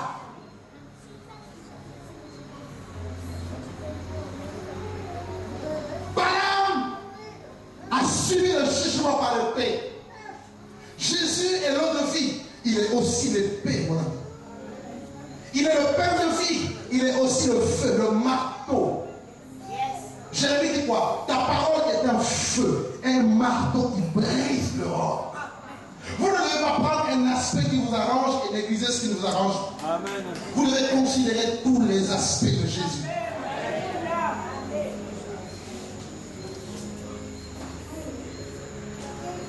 L'épée. Quand cette épée arrive, elle sépare ce qui est précieux de ce qui est vide, afin que la bouche devienne la bouche de l'Éternel, la bouche autorisée de Dieu. Il dit, je confie la parole de mes serviteurs et j'accomplis ce qu'est prédit les enfants. Est-ce que tu comprends Jésus? la révélation de Jésus dans cette église. Apocalypse. Nous sommes dans une autre église. C'est quelle église maintenant? Quelle église? Ok, vous suivez, c'est bien. Que Dieu soit béni. Église de Thyatire, Apocalypse chapitre 2, le verset 18 au verset 24. 25 plutôt.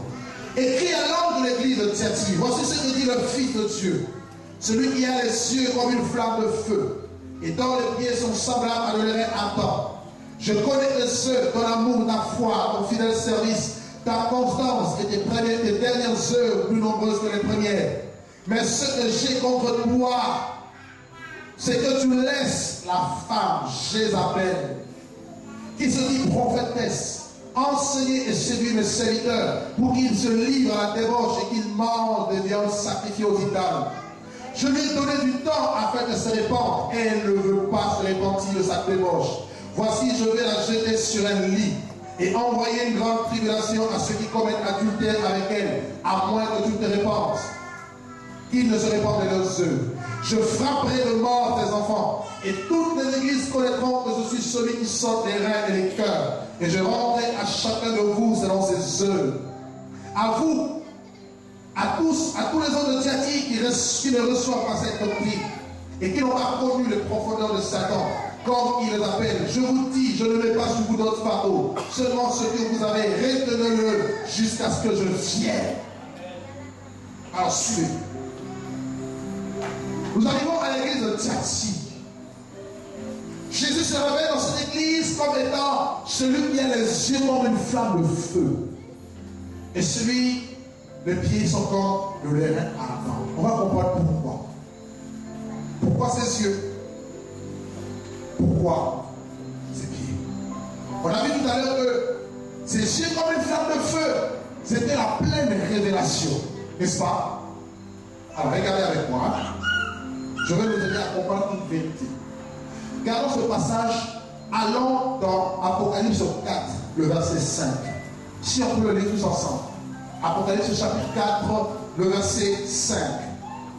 Il est dit quoi? Du trône sortent des éclairs, des voix, des coups de tonnerre. Et devant le trône brûlent 7 lampes ardentes qui sont les 7 esprits de Dieu. Ok. La Bible dit que devant le trône, il y a 7 lampes. Or, le chandelier avait combien de lampes? 7. N'est-ce pas? Or, les 7 lampes, Apocalypse 4, 5 nous dit que ce sont les 7 esprits de Dieu. Et regardez avec moi, Apocalypse chapitre 5, le verset 6. Disons-le ensemble. Apocalypse 5, verset 6. Il est dit quoi? Et je vis au milieu du trône et des 4 êtres vivants, et au milieu de vieillards, un agneau qui était là comme immolé. Il avait 7 cornes et 7 yeux, qui sont les 7 esprits de Dieu, envoyés par toute la terre. Est-ce qu'on comprend quelque chose? La Bible dit ici que l'agneau qui est Jésus a 7 yeux. Et les 7 yeux, ce sont les 7 esprits. Et les 7 esprits, ce sont les 7 lampes. La révélation parfaite. L'omniscience.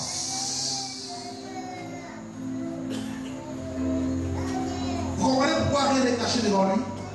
Il sait tout.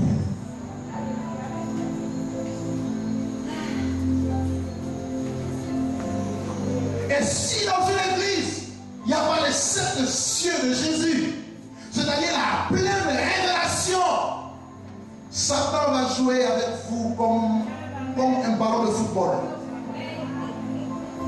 Je vous dis la vérité.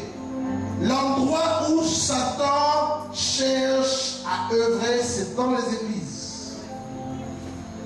Les antichrists, d'après la parole, il est dit qu'ils sont sortis du milieu de nous, mais ils n'étaient pas de nous.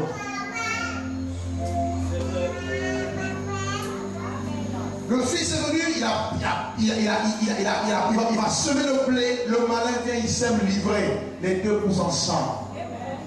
Cela veut dire que si Dieu ne te montre pas l'état d'âme de ton voisin, peut-être ton voisin, je dis bien peut-être, pas dire que c'est vraiment ça, peut-être ton voisin peut être livré. Dieu ne regarde pas aux apparences, Dieu voit les cœurs.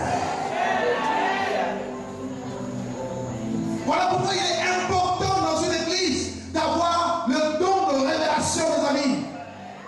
Il faut voir par l'Esprit de Dieu. Qui est qui? Paul dit quoi? Si dans une assemblée d'église, tous se mettent à prophétiser et qu'il entre des non-croyants, le secret de leur cœur sera dévoilé. Et ils diront quoi? Dieu est au milieu de nous. Donc pour que Jésus marche au milieu de nous, il faut qu'il y ait aussi la révélation. Or la révélation c'est les yeux. Nous voyons. Regarde ton voisin, l'œil de Dieu t'a vu.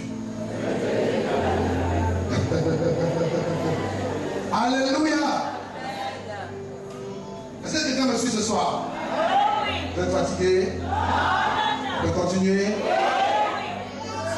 Les 7 cieux de Jésus, les 7 lampes qui devaient être sur le chandelier, c'est nous le chandelier, c'est nous qui devons avoir en nous ces 7 lampes, la plénitude de la révélation de Dieu.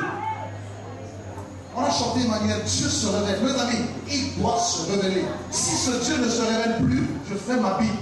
Je ne peux pas prêcher un Dieu mort. Non. Un Dieu qui ne peut pas dévoiler les satanistes. La Bible dit que les méchants ne résistent pas dans l'assemblée des saints. Mais vous avez des pasteurs sorciers. Mais personne ne le voit. Ils sont aveugles. Un aveugle qui conduit un aveugle, les deux tomberont dans le... Ne suivez pas les gens maintenant. Priez Dieu qui vous montre mon état d'âme. Si je suis vrai, je n'ai pas besoin de dire. D'ailleurs, la Bible dit quel autre te loue et notre élève. Quand tu viens, tu commences à faire tes propres éloges. Je suis. I'm coming from United States. On s'en fout. Mais les deux arrivants vont dire I'm coming from the heaven. Je viens du ciel, frère. Parce que tout don parfait, toute grâce. Je fais le tour du monde. Mais oui, mais Satan fait ça tout le temps. Donc ça ne nous impressionne pas. Nous, on veut voir des gens qui visitent le ciel et qui reviennent avec un message clair. Paul dit, je connais un homme, il y a 14 ans, fut ravi jusqu'au 3e ciel. Si ce n'est dans son corps, je le sais. Si ce n'est hors de son corps, je le sais. Mais il a été permis d'entendre des paroles merveilleuses qui n'est pas permis aux hommes ici. La révélation. Mon ami, demande ce don, demande-le, c'est très important. Le don de discernement des esprits, le don de vision, le don de prophétie. Paul dit, je souhaite que tous prophétisent. Moïse l'a dit, regardez, quand il y avait les 70 anciens de Moïse, n'est-ce pas? L'esprit qui était sur Moïse, Dieu l'a répandu sur les 70 anciens. Il y a eu 2 des anciens, Eldad et Médad qui étaient dans le champ. L'esprit est tombé également sur eux, ils ont commencé à prophétiser. Josué va venir, il n'était pas encore mature, mûr dans l'esprit. Il va dire, mais il faut les empêcher. Moïse dit quoi? Puisse toute la maison de l'Éternel être composée de prophètes. Vous imaginez? Chacun de nous prophétise, mes frères, nous sommes une bombe. Bon. Quel est ce gouvernement humain qui peut arrêter l'Église? Les amis, ce que je ne vois pas, toi tu vois. Ce que tu ne vois pas, l'autre voit.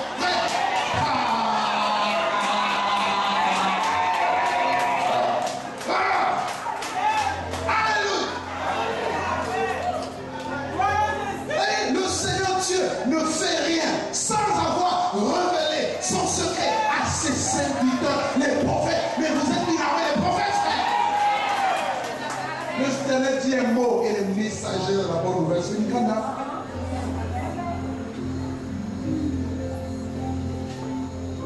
Et on nous dit qu'il avait des pieds d'airain. Ces pieds-là, c'est pour fouler l'ennemi. Quel ennemi? Pas n'importe quel ennemi. Je veux préciser ça dans l'instant. Jézabel. Mon ami, Il y a esprit et esprit. Il y a démons et démons. Il y a les démons de base, les petits sorciers.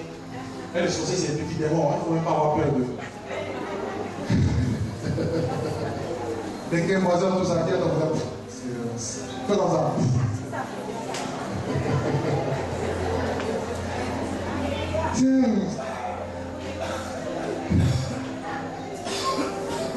Ephésiens 6 nous parle de plus de la classe des esprits, non? Les dominations, les autorités, les esprits méchants dans le lieu. Mais on nous parle d'un esprit, Jézabel, un esprit terrible, frère. Je vais parler un tout petit peu de cet esprit. Parce que si tu n'as pas le pied derrière, mon ami, tu fuis. Même si tu as l'onction, tu fuis. Oui. Et Élie a fui devant cette femme. Voilà pourquoi Élie a demandé la double portion de l'esprit. On parle ici de cette femme, Jézabel. Pour comprendre Jézabel, vous lirez 1 Roi 16, 17, 18, 19. 1 Roi 16, 17, 18, 19. On nous parle de l'histoire de Jézabel. Elle était fille d'Ethbal qui va s'unir dans le mariage avec Akab, fils d'Omri, n'est-ce pas? Et quand Jézabel va rentrer en Israël, la première chose qu'elle fait, elle renverse l'autel de Dieu. Or, l'autel, c'était une image de la croix. La sainte doctrine. La première chose. Deuxième chose, Jézabel tue la plupart des prophètes de l'Éternel. C'est-à-dire qu'elle étouffe les tombes de l'esprit des prophètes. Parce que les prophètes révèlent Dieu aux hommes. Contrairement aux sacrificateurs qui présentent les problèmes des hommes à Dieu. Le rôle des prophètes, c'est de révéler Dieu aux hommes. Vous voyez? Elle les tue. Troisièmement, elle met en place un faux culte. Le culte de Baal et le culte d'Astarté. Or, Baal, c'était le Dieu de la pluie, la prospérité. Ce qui donne aujourd'hui l'évangile de la prospérité, littéralement. Et vous avez la deuxième divinité, c'était Astarté. N'est-ce pas? L'adoration de cette divinité se faisait par des orgies sexuelles. Il y avait des prêtres homosexuels qui devaient faire des orgies pour adorer cette divinité déesse, Astarté. Donc en gros, la prostitution, le péché sexuel. Voilà comment vous voyez beaucoup le péché sexuel dans les églises aujourd'hui. C'est cet esprit qui gère. Vous voyez? Autre chose. Jézabel va mettre en place 850 faux prophètes. 450 prophètes de Baal et 400 prophètes d'Astarté. La Bible dit qu'ils mangeaient à la table de Jézabel. Or, la Bible dit quoi? Vous ne pouvez manger à la table du Seigneur et à la table des démons. Mais ces prophètes mangeaient à la table de Jézabel. Ils mangeaient des fausses doctrines. Ok. Maintenant, sur l'entrée Élie. Élie va déclarer le jugement de Dieu. Il aura point de pluie ces années-ci selon ma parole. Et 3 ans et demi après, le Seigneur va l'envoyer à nouveau. Il va convoquer ses prophètes au mont Carmel. Dieu va descendre par le feu. Et voilà que dans 1 Roi 16, 19 plutôt, Jézabel va chercher à tuer Élie. Elle dira que le Dieu le traite dans toutes les rigueurs si la tête d'Élie tombe. Élie va avoir peur, il va fuir. Et c'est là que Dieu va lui dire, tu poindras Azaël, tu poindras Jéhu et tu poindras Élisée pour prophète à ta place. Celui qui échappera à l'épée d'Azaël, Jéhu le fera mourir. Et celui qui échappera à l'épée de Jéhu, Élisée le fera mourir. D'accord? Et Dieu a vu cela. Et Élie n'a pas détruit Jézabel. Voilà comment Élisée, qui était sage, va demander la double portion. Il lui dira, mais tu demandes une chose difficile. Si tu me vois pendant que je suis enlevé, cela t'arrivera. Mais si tu ne me vois pas, cela ne t'arrivera pas. Et pendant qu'ils marchaient ensemble, n'est-ce pas? Élie sera enlevé au ciel par les chars de feu. Il va crier, mon père, char d'Israël, sa cavalerie. Et le manteau va tomber. Il va recevoir la double portion. Et les autres aussi, Azaël et Jéhu, avaient également reçu l'onction d'Élie pour terrasser Jézabel. On va le voir à la fin comment Jézabel avait été terrassée. Alors, dans l'église de Thyatire, on nous parle maintenant de cette femme. On nous dit qu'il y a une femme du nom de Jézabel.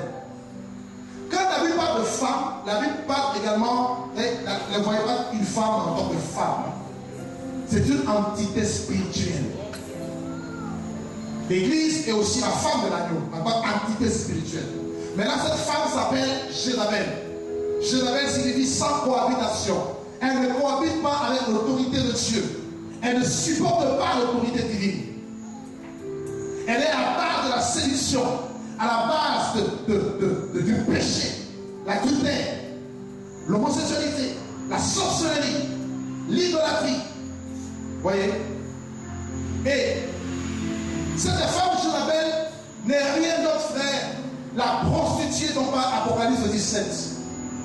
Jean va voir par l'esprit une femme assise sur une bête écarlate, avec plein de noms de blasphème, n'est-ce pas? Cette femme n'était rien d'autre que la grande prostituée, qui avait dans sa coupe, elle tenait dans sa main une coupe d'or remplie d'impureté de sa prostitution. Et elle avait sur son front un nom écrit, un mystère, Babylone la grande, la mère de prostituées et des abominations de la terre. Et Jean va voir cette femme ivre du sang de saint. Et quand vous lisez l'histoire, frère, Jézabel n'était rien d'autre que le système catholique, qui à lui seul, je dis bien le catholicisme romain à lui seul, a fait plus de 3 millions, 30 millions de victimes.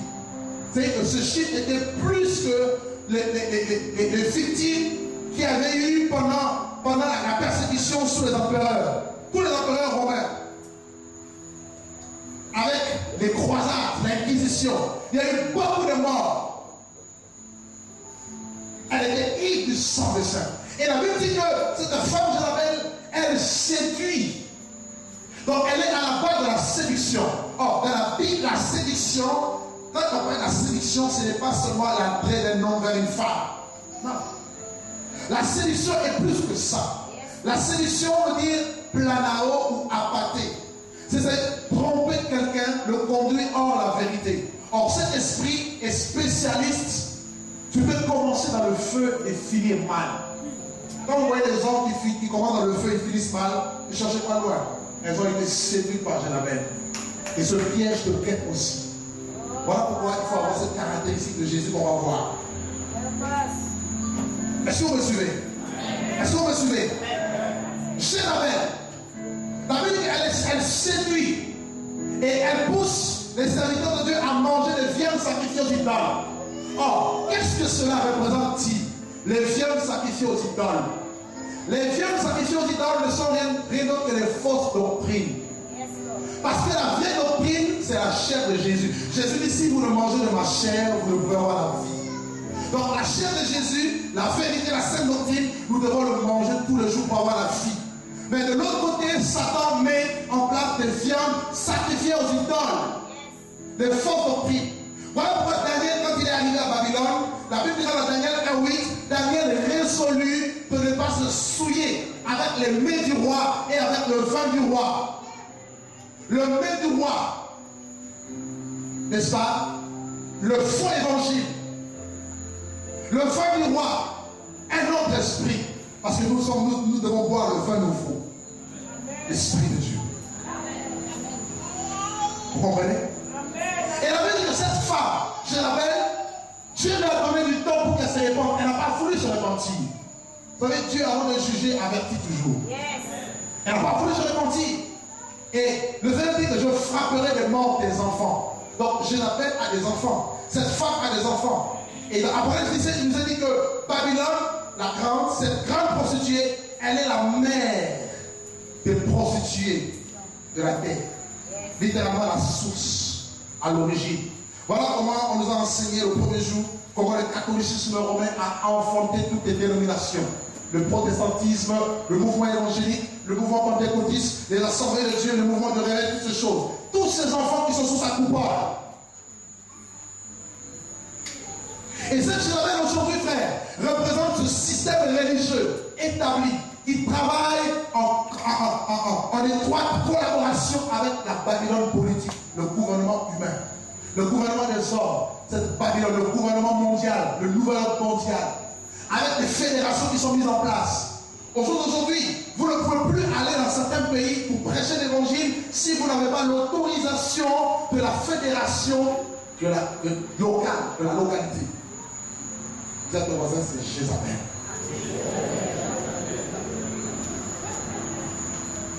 fédération collabore avec frères et sœurs. Le catholicisme, l'écuménisme. Vous allez voir de plus en plus, on parle de l'écuménisme. Nous sommes un. Catholiques, protestants, bouddhistes, nous sommes un. Vous allez sur le site de la Fédération protestante de France, il est bien stipulé dans un article que les bouddhistes sont nos frères à la spiritualité. Et ça, c'est une abomination. Les bouddhistes, non. La Bible dit qu'il y a un seul Dieu, et un seul médiateur entre Dieu et les hommes, Jésus-Christ. Ce n'est pas Marie, la diane d'Éphèse, non. Ce ne sont pas les saints catholiques, un seul médiateur. Jésus dit, je suis le chemin, la vérité et la vie. Nul ne vient au Père que par moi. Il n'y a pas deux chemins, le chemin. Voilà comment cette chose s'organise dans ce temps de la fin. Mettre en place des fédérations avec des lois, des dogmes. Et on vous contraint les bâtiments d'église à fédérer. Si vous n'êtes pas fédéré, vous êtes traité comme une secte. Vous savez pourquoi? C'est Jézabel, c'est pour tuer l'esprit de révélation. Parce qu'une fois que vous êtes rentré dans la fédération, on vous dicte ce que vous devez prêcher. On vous dit que vous ne devez pas parler de l'enfer. Mes amis, l'enfer, évitez que j'en parle. On vous dit de ne pas parler des démons. Je parle des démons et de leurs yeux. Je dévoile leurs yeux au nom de Jésus. On vous dit qu'il ne faut pas parler de Jésus dans tous ses aspects. On doit parler de lui dans tout. On doit prêcher le plein d'évangile. Si la Bible dit A, c'est A, B, c'est B. Que ton oui soit oui, que ton non soit non. Tout ce qu'on y ajoute vient du malin.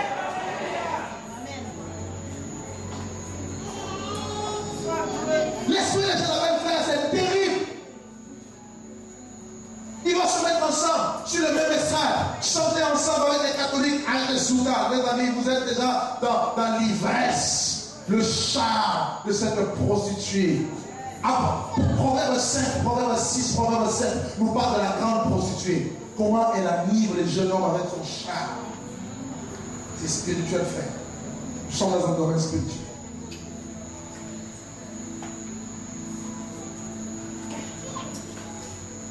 Et pour vaincre Jézabel, frère, il faut avoir l'aspect de Jésus. Les yeux, il faut voir.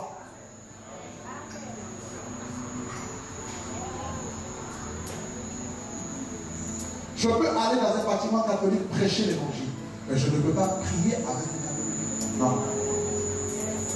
Je parle du système, hein. Ceux-là qui vénèrent les divinités. Non. Pourquoi?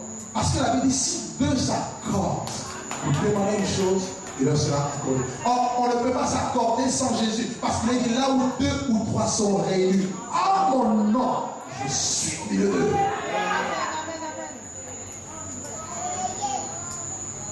Il n'y a pas de mélange avec Dieu.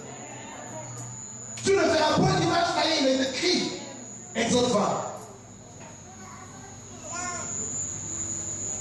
Et même dans le protestantisme, vous voyez, c'est un signe qu'on appelle, le bois qu'on appelle la croix. Et la croix là, le signe. Frère, c'est pas ça la croix.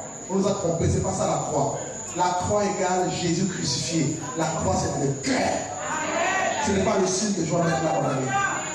Parce que ce signe-là a été emprunté de la civilisation phénicienne. C'est une idolâtrie. Vile tout pourquoi. Dis à ton voisin, vile-moi la croix là, je crois. Oh, tu vois, on dit à ton voisin, brûle-moi ça, brûle.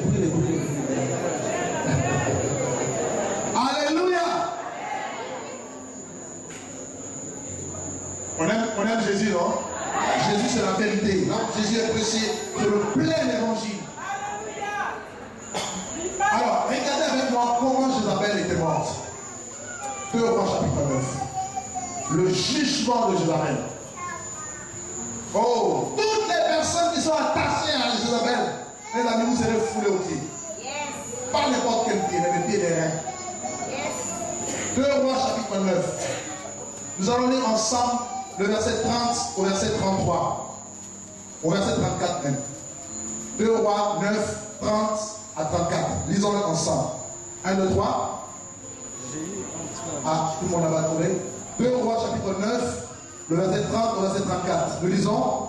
Jéhu entra dans Israël. Jézabel l'ayant appris, mit du phare à ses yeux et se para la tête et regarda par la fenêtre.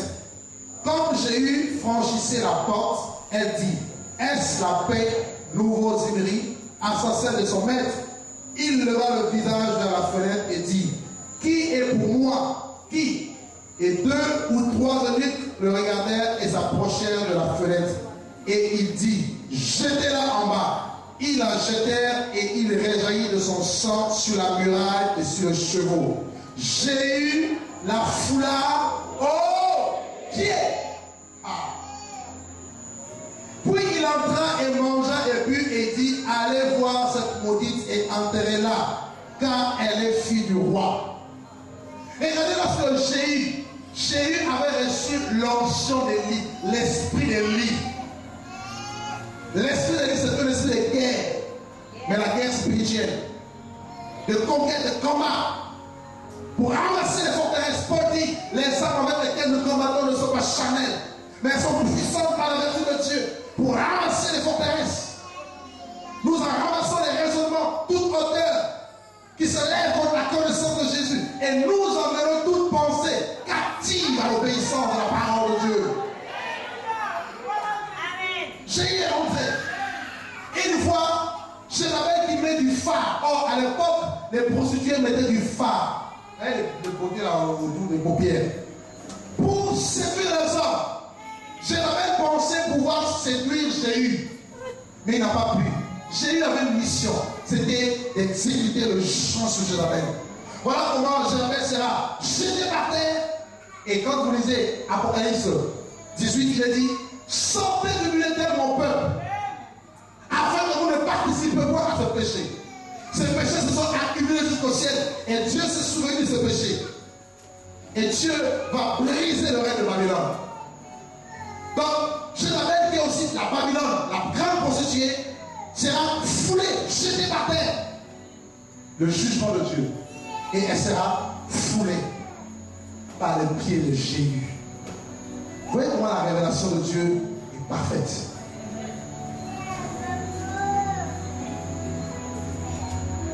Cela veut dire quoi? Dans ce temps qui sont les derniers frères, si vous voulez combattre contre cet esprit religieux terrible, laissez-moi vous dire, le plus grand ennemi de l'église véritable, ce n'est pas le monde, ce n'est pas les païens, c'est l'église apostate. Ce sont les religieux. Les mêmes personnes qui tiennent la Bible comme vous, mais qui sont prêts à vous tuer. Ils ont dit à Jérémie, tuons-le avec la lampe. Avec leur lampe, le venin, ils peuvent vous détruire. Il y a tel pouvoir derrière la lampe. La vie, la mort et la vie sont au pouvoir de la lampe. Quiconque l'aime mangera le fruit. Et ces hommes-là, c'est la race de vipère. Or, le vipère produit du venin. Mais il faut être comme Paul, même si la vipère te mord. Il faut attendre longtemps. Tu vas secouer la vipère. Tu vas secouer la vipère. Le religieux peut te mordre dans la main pour empêcher que ta main ne puisse opérer le miracle. Pour t'empêcher de servir Dieu efficacement. Mais secoue la vipère. Je dis secoue la vipère. Les vipères demandent les religieux. Ils vont te mordre. Et ils vont dire, on va voir. Il dit, tu verras, tu vas attendre longtemps.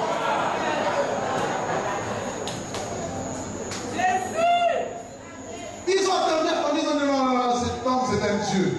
Peut-être qu'ils changeront de langage. C'est pourquoi, sois fier.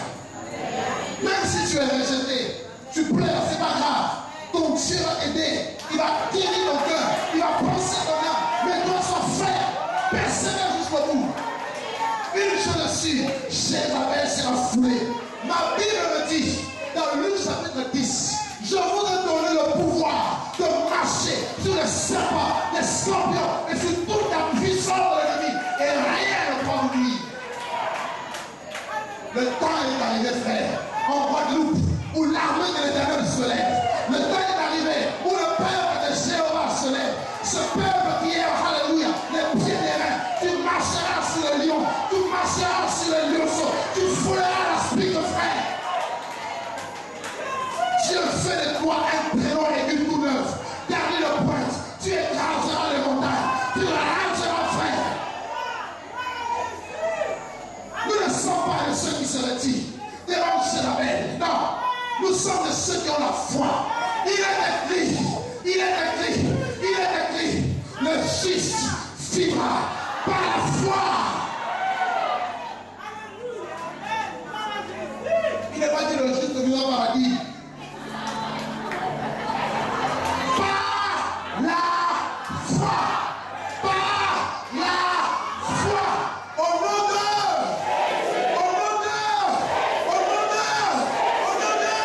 Jésus.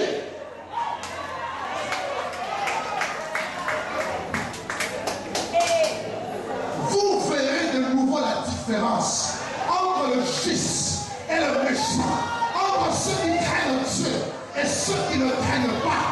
Dieu est un Dieu de temps. Il est un Dieu de temps. Il y a un temps pour chaque chose. Il y a un temps pour justifier.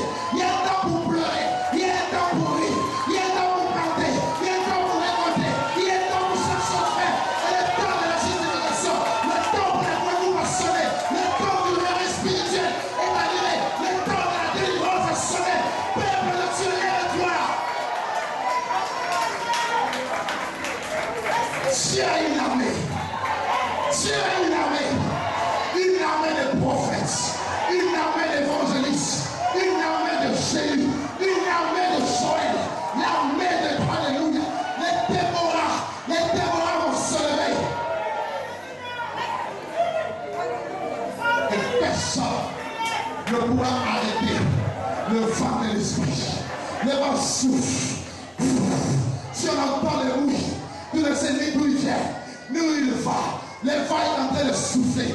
Ce vent va purifier la Guadeloupe. Ce vent va nettoyer les faux doctrines. Ce vent va réveiller les morts. Ce vent va ressusciter les morts. Ce vent va guérir les malades. Ce vent va purifier les lépreux. Ce vent va ouvrir les yeux des aveugles. Ce vent va ouvrir les oreilles et les sourds.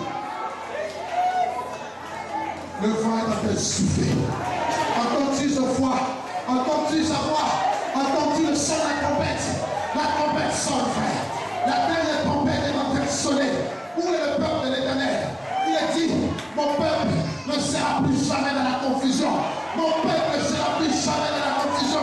Mon peuple ne sera plus jamais dans la confusion. Le temps de la justification est arrivé pour toi. Jésus se tient à la porte et il frappe. Il dit, si quelqu'un entend ma voix et ouvre la porte, j'entrerai chez lui et je souperai avec lui et lui avec moi. Le temps de la justification est arrivé. Le temps de la délivrance a sonné. L'heure du réveil spirituel est arrivée. L'heure de la révélation de Jésus est arrivée. Le bout arrive. Le bout arrive. Le bout arrive. Le bout arrive. Jésus est le bout. Le bout arrive. Le voilà. Porte et le revoleto. Porte et le revoleto. Et le voilà les portes éternelles. Que le roi de gloire. Que le roi de gloire. Que le roi de gloire. Que le roi de gloire. Oh, mais l'onction de tous. Là où tu es l'onction de tous. La vindication de Dieu.